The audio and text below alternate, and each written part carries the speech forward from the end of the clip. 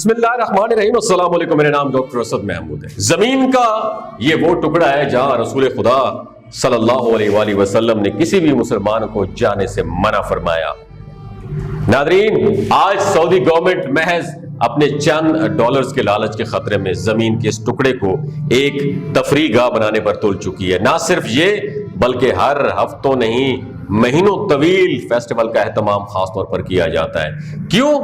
क्योंकि सऊदी हुकूमत आकाए दो जहां सल्लल्लाहु अलैहि वसल्लम के हुक्म को पसे पुष्ट डालकर इस शहर को, इस जमीन के टुकड़े को आबाद करना चाहती है। आज की दोस्तों इस वीडियो में हम अल ऊला नामी जमीन का ये टुकड़ा जहां अल हिजर सिटी नामी एक शहर आबाद करने के लिए सऊदी गवर्नमेंट प्रोजेक्ट तरतीब दे चुकी है, इसके मुतालिक आपको तफसील से हम लोग आगाह करेंगे और ये भी बताया जाएगा कि दरअसल जमीन के टुकड़े पर किसका कत्ल किया गया था। और आज की वीडियो को आखिर तक लाजमी देखिएगा, बहुत कुछ सीखने का मौका मिलेगा। दोस्तों, सऊदी गवर्नमेंट इसलिए गुज़श्ता 5 साल में जिस तरीके से बहुत तेजी के साथ अपनी पॉलिसीज को चेंज किया है, इसके मुतालिक आपकी क्या राय है? हमें अपनी राय के मुतालिक कमेंट सेक्शन में जरूर बताइएगा। दोस्तों, सहराए अरब में ये वो इलाका है जिसे अल ऊला के नाम से जाना जाता है। यहां पर सऊदी गवर्नमेंट ने अल हिजर सिटी नामी बनाने का प्लान कर रखा है। अब इस जमीन के टुकड़े को जानना जरूरी है कि नबी करीम आकाए दो जहां सल्लल्लाहु अलैहि वसल्लम जब गज़वा तबूक पर जा रहे थे तो उसी मुकाम पर अपने असहाब के साथ गुजरे, लेकिन सहाबा किराम को यहां सिर्फ एक कुएं से पानी पीने की इजाजत दी गई। उसके अलावा हुक्म दिया गया कि इस मुकाम पर ना तो ज्यादा अपने कयाम करना है और ना यहां से कोई फल लेकर खाना है और ना ही इसे अपनी तफरीह गाह बनाना है, बल्कि जब कभी कोई इस मकाम पर आए तो यहां से फौरी आगे बढ़ जाना है। दोस्तों, इस्लामी रवायात और तालीमात में मिलता है कि ये हजरत सालेह अलैहिस्सलाम की कौम का इलाका था। यहां पर हजरत सालेह अलैहिस्सलाम की कौम मौजूद थी। तो सवाल यह पैदा होता है कि आखिर इस कौम ने ऐसा क्या कर दिया था कि उसका नामो निशान मिट गया, और आज भी ये इलाका दुनिया के लिए इबरत का निशान है। दोस्तों, दरअसल ये कौम समूद थी जिस पर अल्लाह रब्बुल इज्जत ने उनकी सरकशी को देखते हुए यहां उन पर एक अजाब मुसल्लत कर दिया। दरअसल मामला यह था नाज़रीन कि अल्लाह ने इस कौम को हर तरह की नेमतों और रहमतों से नवाज रखा था, लेकिन इसके बावजूद ये कौम अल्लाह का शुक्र अदा करने वाली नहीं थी। यहां बड़े बड़े पहाड़ थे, अल्लाह ने इन्हें वो सलाहियत और सहूलियात फराहम कर रखी थी कि ये इन पहाड़ों के नीचे अपने महल तैयार किया करते थे और इन्हें इंतहाई महफूज बनाते थे और ये कले की सूरत में महलों में रहा करते थे। लेकिन फिर ये कौम सरकश हो गई, यहां तक कि यहां अमीर से अमीर तर और गरीब से गरीब तर होने लगा। यहां तक कि अमीर अपनी उमरा जो हैं और ताकत वाले गरीबों पर जुल्म किया करते थे। ये जुल्म जब हद से बढ़ने लगा तो अल्लाह ने अपने बरगुज़ीदा नबी हजरत सालेह अलैहिस्सलाम को इस कौम की तरफ भेजा।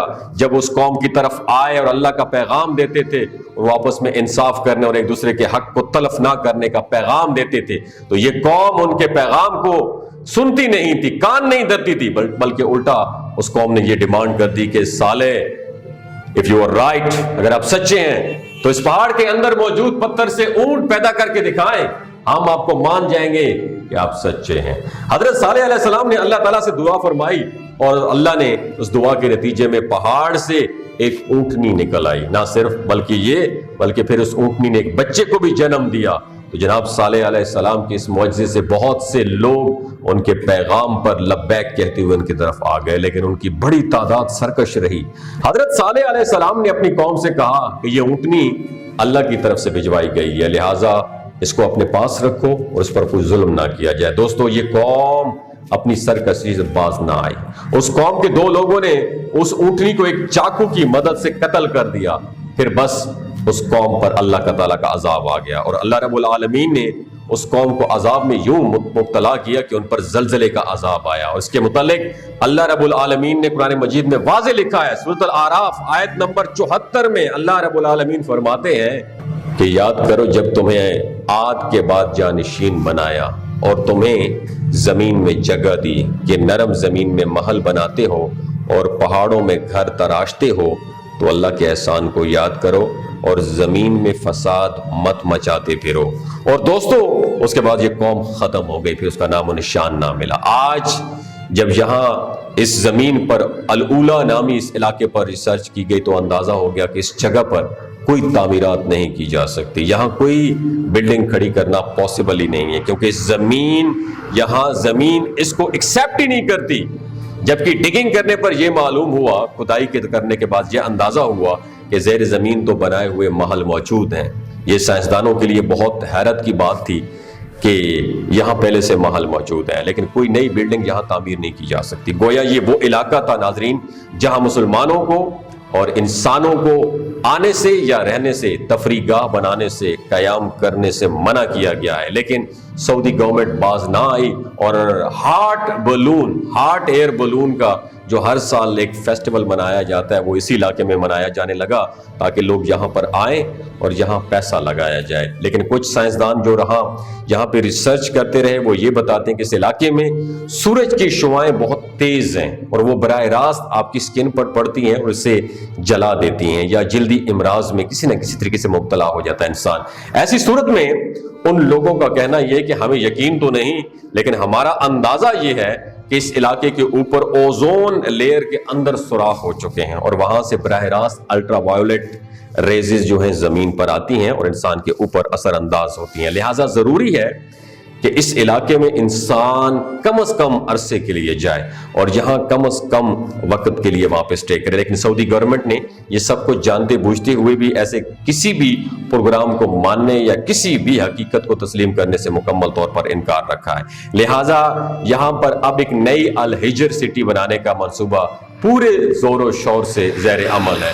دوستو، دراصل سعودی حکومت نے یہ فیصلہ کر لیا ہے کہ وہ اپنی معیشت کو تیل پر مبنی معیشت سے اسے شفٹ کر کے ٹورزم پر مبنی معیشت بنانا چاہتی ہے، یعنی لوگ یہاں پر آئیں اور ان کے ملک میں پیسہ انویسٹ کریں۔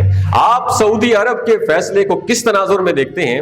کیا آپ کو لگتا ہے کہ سعودی عرب کو اپنی معیشت اور اپنے مالی فائدے کے لیے مسلمانوں کی عبادت گاہوں اور مسلمانوں کے مقدس مقامات پر یوں انویسٹمنٹ کرنے کی بجائے ان علاقوں پر انویسٹمنٹ کرنی چاہیے جہاں سے جانے پر منع کیا گیا ہے؟ اس حوالے سے پیارے دوستو آپ کی کیا رائے ہے؟ ہم اس کے متعلق کمنٹ سیکشن میں ضرور آگاہ کیجیے گا۔ اپنا اور اپنے ساتھ جڑے رشتوں کو خیال رکھیے۔ بہت شکریہ۔